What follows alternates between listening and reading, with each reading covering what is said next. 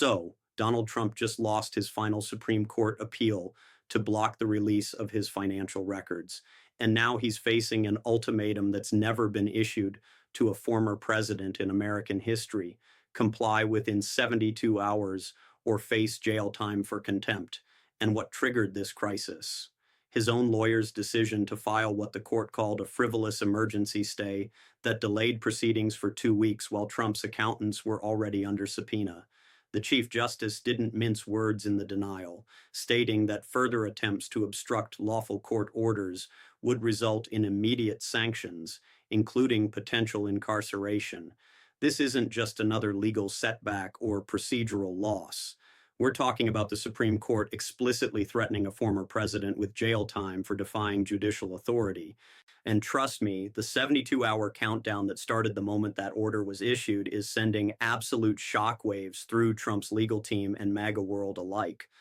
It's honestly hard to believe we're watching a situation where the highest court in the land is essentially telling Trump that his delay tactics have finally run out and consequences are now unavoidable.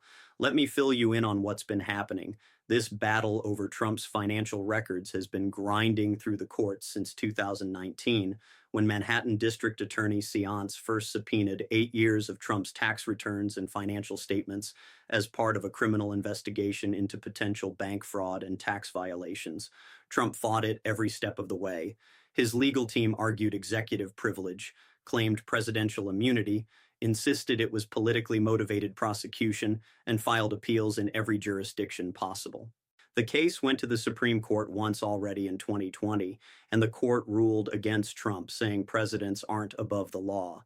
But even after that loss, Trump's lawyers kept fighting with new procedural arguments and delay tactics. According to Politico's November 28th report, Trump's accounting firm, Mazars USA, has been caught in the middle, legally obligated to produce the documents, but facing pressure from Trump's team to resist. The firm finally told the court they would comply with the subpoena immediately unless Trump obtained a court order blocking them. That's when Trump's lawyers filed what they called an emergency application for a stay with the Supreme Court. But here's where the rubber meets the road. The Supreme Court didn't just deny Trump's application, they eviscerated it.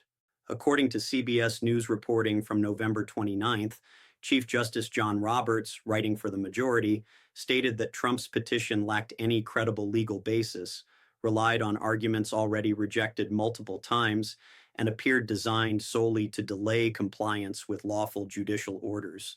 The court noted that Trump had already exhausted every legitimate avenue of appeal and that continued obstruction would not be tolerated. Then came the hammer. The court issued an order stating that Trump and his representatives must cease all efforts to block production of the subpoenaed materials, and that failure to comply within 72 hours would result in contempt proceedings, including potential incarceration. That's not standard legal language. That's a court saying they're done playing games. And before we go any further, let's be real for a second. The Supreme Court threatening jail time for non-compliance is extraordinarily rare. It means every other tool has failed. It means the court views the defiance as so egregious that only the threat of imprisonment will ensure compliance. When the highest court in America takes that step against anyone, let alone a former president, you know we've entered unprecedented territory. Here's where it gets interesting. According to multiple reporters from CNN, Politico, and the New York Times, who reviewed the full court order, the 72-hour deadline was calculated specifically to expire before the weekend, meaning Trump couldn't use holiday schedules or court closures to buy more time.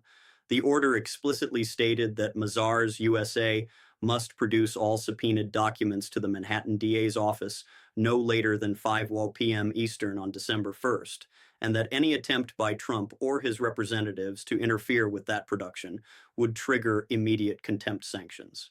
The court went even further, directing federal marshals to ensure compliance if necessary. That phrase, if necessary, is doing a lot of work.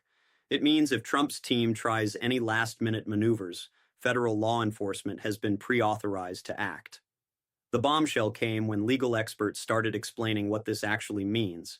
According to multiple sources who spoke to MSNBC, the Supreme Court essentially closed every possible escape route Trump might use.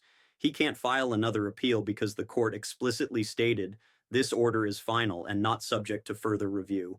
He can't claim he needs more time to prepare because he's had over 4 years to comply. He can't argue the subpoena is invalid because multiple courts, including the Supreme Court itself, have already ruled it's lawful. He's trapped with nowhere left to run in a ticking clock that's counting down to either compliance or jail. This testimony, well, this ruling sent shockwaves through the legal community because it represents the complete collapse of Trump's strategy of delay until everyone gives up. That strategy worked for decades in civil litigation. It worked during his presidency when he could claim executive immunity. But it's failing spectacularly now that he's facing criminal investigation without presidential protections. The Supreme Court is essentially saying, time's up and we're not letting you run out the clock anymore. Now, this isn't the first time we've seen Trump try to hide his financial records from investigators. His entire business career has been built on opacity and fighting subpoenas. Just think about how Trump fought the House Ways and Means Committee's request for his tax returns throughout his entire presidency. Congress has clear statutory authority to review anyone's tax returns for legitimate legislative purposes, but Trump sued to block them, claiming it was harassment and political persecution. The case went all the way to the Supreme Court multiple times.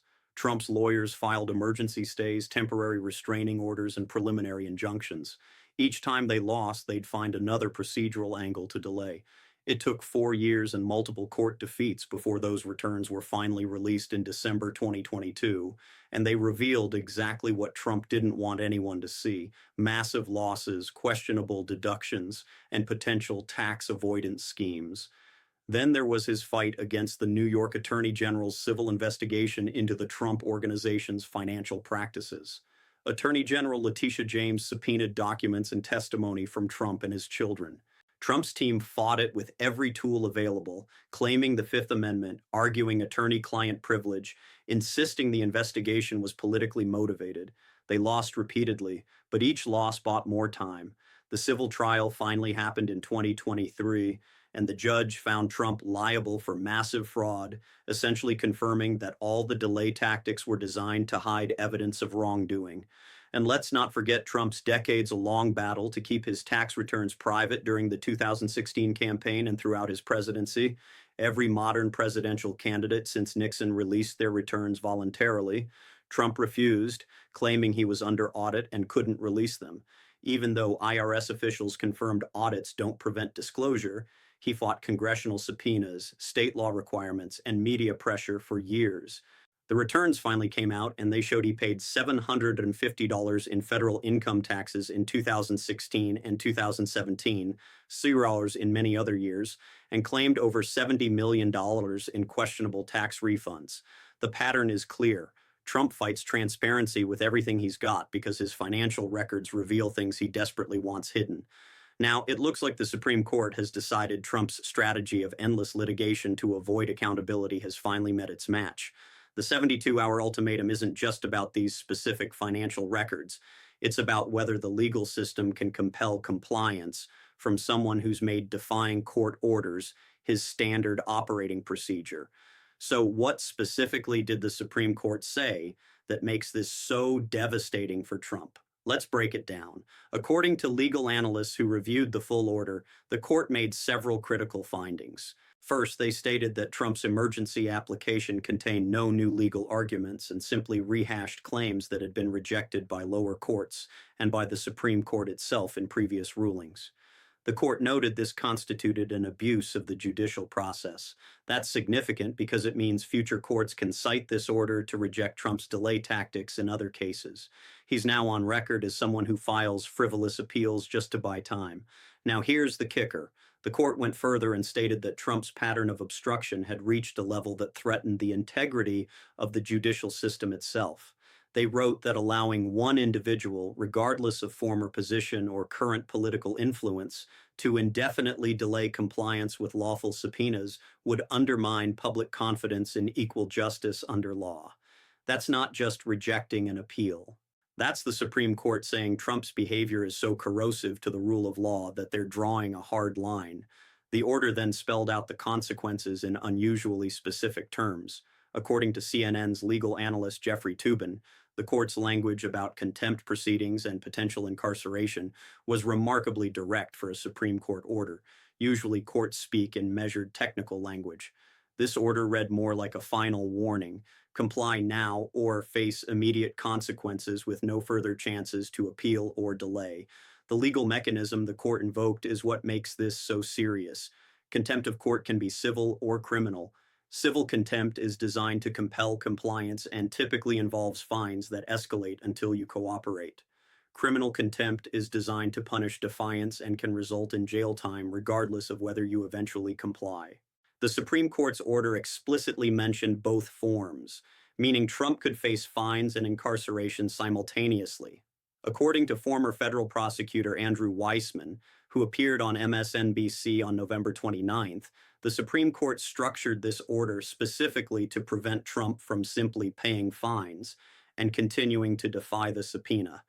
By including potential jail time as an immediate sanction, they've created a consequence Trump can't just write a check to avoid. That's a calculated move to ensure compliance from someone who's historically viewed legal penalties as just another business expense. This leaves Trump's legal team in an extraordinarily difficult position, probably the most difficult position they faced in any of Trump's numerous legal battles. On one side, they need to advise their client that the Supreme Court has issued a final order with no possibility of further appeal, and that defiance will result in criminal contempt charges that could put him in jail. That's clear legal advice: comply or face incarceration. But on the flip side, they know Trump's entire strategy has been built on never backing down, never admitting defeat, and always finding another way to fight. Telling Trump he has to surrender documents he's fought for years to protect goes against everything he's told his supporters about this being a witch hunt. How do they convince him that this time is different when they've found ways around every other court order? The tricky part is there's genuinely no escape route this time. The Supreme Court has closed every door, so Trump's attorneys are caught in a bind. They can either tell Trump to comply, hand over the documents, and accept defeat, which means admitting years of legal arguments were wrong and allowing the Manhattan DA to examine financial records that may reveal criminal conduct. That could lead to criminal charges, and Trump would spend the rest of the campaign defending against prosecution. Or they can advise Trump to defy the Supreme Court, refuse to comply, and dare them to actually jail a former president. But that risks criminal contempt charges, potential incarceration, and creating a constitutional crisis where Trump is jailed for defying the highest court. Neither option is good, but one involves surrender and the other involves jail. Those are the only choices left. This whole scenario is causing absolute panic throughout Trump's inner circle and MAGA world. If Trump complies, he looks weak and defeated. His entire brand is built on being a fighter who never backs down. His supporters love him precisely because he refuses to submit to what they see as a corrupt system. Handing over the financial records would shatter that image. According to Fox News coverage on November 29th, Trump allies were already spinning potential compliance as a strategic decision rather than surrender. But that's a hard sell when everyone knows he fought this for over 4 years. Meanwhile, if Trump defies the Supreme Court and gets jailed for contempt, it creates an unprecedented crisis. No former president has ever been jailed for defying a court order. The images of Trump in handcuffs or behind bars could either rally his supporters, who would see it as proof of persecution, or it could finally demonstrate to persuadable voters that Trump genuinely believes he's above the law. Legal experts are split on which outcome would be worse for Trump politically. Things became even more intense when Trump himself weighed in on Truth Social shortly after the Supreme Court order was issued. According to multiple reports, Trump posted that the Supreme Court had been compromised by deep state operatives and that he would never surrender to a corrupt judicial system that's trying to destroy him politically. He called on his supporters to rally and promised that nothing they do will break his resolve. Legal experts immediately noted that this rhetoric could be used as evidence of intentional contempt if Trump refuses to comply. You can't post publicly that you're going to defy a court order and then claim you misunderstood what was required. That's documented intent to violate a judicial directive. Legal analysts are noting that a Supreme Court order of this nature is virtually unprecedented in modern American history. Constitutional law scholars told CNN that while courts have held powerful individuals in contempt before the Supreme Court issuing a 72-hour comply or face jail ultimatum to a former president has no real historical parallel, they noted that even during Watergate, Nixon complied with the Supreme Court's order to turn over the tapes, understanding that defiance would be politically and legally catastrophic. Norman Eisen, a constitutional lawyer and former ethics counsel to President Obama, stated that this order represents the rule of law functioning exactly as designed. He explained that the Constitution doesn't create a special class of citizens who are immune from judicial authority, and that the Supreme Court's willingness to enforce compliance against a former president demonstrates the system still works when pushed to its limits. Former federal prosecutor Pit Bharara added on his podcast that Trump's options have now been reduced to two: compliance or contempt, and that there's no third path involving further litigation.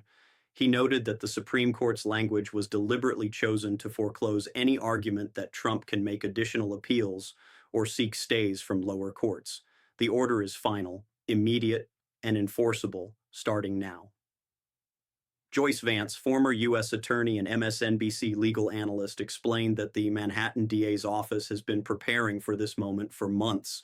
They've got investigators ready to examine the financial records the second they're produced. They've got forensic accountants standing by to trace transactions, compare statements, and identify discrepancies. They've built their case around the hole where Trump's financial record should be. And once they finally have access to those documents, the investigation will move very quickly toward potential indictments. So let's break down what this could mean, because it's not just a captivating legal drama. It has serious consequences for Trump's legal exposure, his political future, and American constitutional principles. First up is the immediate trial impact. Well, investigation impact. If Trump complies, the Manhattan DA gets access to 8 years of comprehensive financial records. According to legal experts who spoke to Politico, these records are expected to show the Trump Organization's real financial condition, how valuations were presented to different parties, whether loans were obtained through misrepresentation, and whether taxes were paid on all income. If there are discrepancies between what Trump told banks, what he told insurers, what he told tax authorities, and what he told business partners, that's potential criminal fraud. Multiple varieties of fraud. The DA has already indicated they're investigating allegations that Trump inflated asset values to get favorable loan terms and deflated them to reduce tax obligations. The financial records will prove or disprove those allegations definitively. Now let's touch on what this means for Trump's broader legal situation. This precedent of the Supreme Court enforcing compliance with such dramatic finality could embolden other prosecutors and investigators who've been hesitant to push Trump too hard. If the highest court in America just told Trump to comply or go to jail, prosecutors in Georgia, Florida, and federal jurisdictions may feel emboldened to take harder lines when Trump tries his usual delay tactics. The era of Trump successfully running out the clock on investigations may be over. That's a massive shift in the legal landscape he's operating in. Looking ahead to the political implications, this creates a defining moment for Trump's campaign. Republican primary voters will now watch whether Trump complies with the Supreme Court or defies them and faces jail. Both options hurt him with different segments of voters. Compliance makes him look weak to the MAGA base. Defiance and potential jailing could alienate moderate Republicans and independents who still believe in respecting judicial authority. Meanwhile, the financial records themselves, once examined by prosecutors, may reveal information that becomes public through court filings or eventual criminal charges. Voters could learn details about Trump's finances that he's fought for decades to keep secret. The institutional implications are equally significant. If Trump complies, it reaffirms that the Supreme Court's authority extends to everyone, including former presidents. That's a crucial precedent for the rule of law. But if Trump defies the order and the court actually follows through with jailing him, we enter completely uncharted territory. How do federal marshals arrest a former president protected by Secret Service? Where would he be held? How long would the incarceration last? These are questions with no clear answers, because nothing like this has ever happened before. Legal scholars told the New York Times that the mere possibility of a former president being jailed for contempt of the Supreme Court represents a constitutional stress test of the highest order. So, here's the deal. Donald Trump just lost his final Supreme Court appeal to block release of his financial records, and the court gave him 72 hours to comply or face jail time for contempt. He can't appeal further. He can't buy more time. He can't negotiate a middle ground. He's down to two choices: surrender the documents.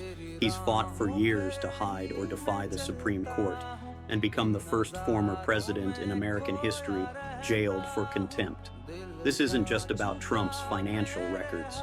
It's about whether the Supreme Court's authority means anything when the person being ordered to comply has a massive political following and a long history of successfully defying legal obligations. When your strategy of endless delay finally hits an immovable deadline backed by threat of imprisonment, we find out whether anyone is truly above the law. If Trump complies, we're about to see financial records that may reveal decades of fraud, tax evasion, and misrepresentation. If he defies the order, we're about to see whether the American legal system has the strength to jail a former president for contempt of court. Either way, the next 72 hours will define whether the rule of law can compel accountability from someone who's built an entire political identity around refusing to be held accountable. The clock is ticking. Trump's legal team is in crisis mode. The Manhattan DA is preparing to receive the documents. Federal marshals have been put on notice. And MAGA World is watching to see whether their champion will bend the knee to the Supreme Court or dare them to follow through on their threat. The stakes have never been higher, the deadline never more absolute, and the consequences never more unpredictable for American democracy itself.